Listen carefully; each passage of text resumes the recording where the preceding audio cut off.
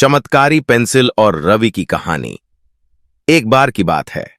एक छोटे से गांव में रवि नाम का एक लड़का रहता था। रवि बहुत ही समझदार और मेहनती था, लेकिन उसके पास जरूरी चीजें नहीं होती थीं, जैसे अच्छे खिलौने, किताबें और कभी-कभी तो स्कूल जाने के लिए पेंसिल भी नहीं होती थी। एक दिन रवि जंगल में खेलते खेलते खो गया। चलते चलते वह एक पुरानी गुफा के पास पहुंचा। गुफा के अंदर एक बूढ़ा आदमी बैठा हुआ था। वह आदमी बहुत ही रहस्यमयी लग रहा था। उसने रवि से कहा, तुम्हें क्या चाहिए बेटे? रवि ने कहा, मेरी पेंसिल टूट गई है और मुझे नई पेंसिल चाहिए। बूढ़े आदमी ने मुस्कुराते हुए अपनी झोली से एक चमकती हुई पेंसिल निकाली और रवि को दे दी। उसने कहा, यह कोई साधारण पेंसिल नहीं है, यह एक चमत्कारी पेंसिल है। तुम जो भी इससे चित्रित करोगे वह जीवंत हो जाएगा, लेकिन ध्यान रखना, इसे केवल अच्छाई के लिए ही इस्तेमाल करना। रवि ने उस पेंसिल को लिया और घर की ओर दौड़ा। घर पहुंचते ही उसने सबसे पहले एक बड़ी सी रोटी का चित्र बनाया। जैसे ही चित्र पूरा हुआ, वह रोटी सचमुच की हो गई। रवि बहुत खुश हुआ और उसने वह रोटी अपनी भूखी मां को दी।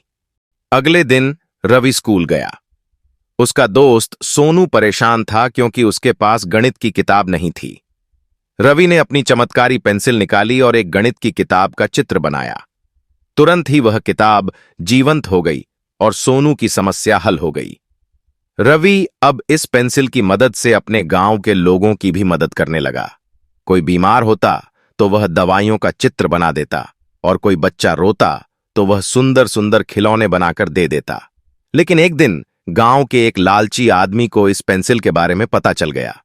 उसने रवि से पेंसिल छीनने की कोशिश की। रवि ने बड़ी समझदारी से अपनी पेंसिल से एक विशाल दीवार का चित्र बनाया, जिससे वह आदमी अंदर फंस गया और बाहर नहीं आ पाया। इस घटना के बाद रवि ने सोचा कि इस पेंसिल का सही इस्तेमाल करना बहुत जरूरी है।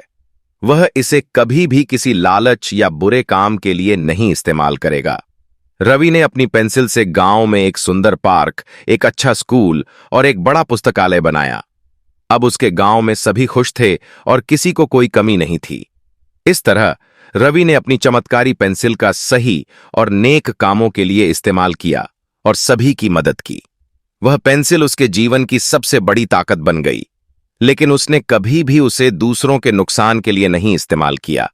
और इस तरह रवि और उसके गांव के लोग हमेशा खुशी खुशी रहते थे।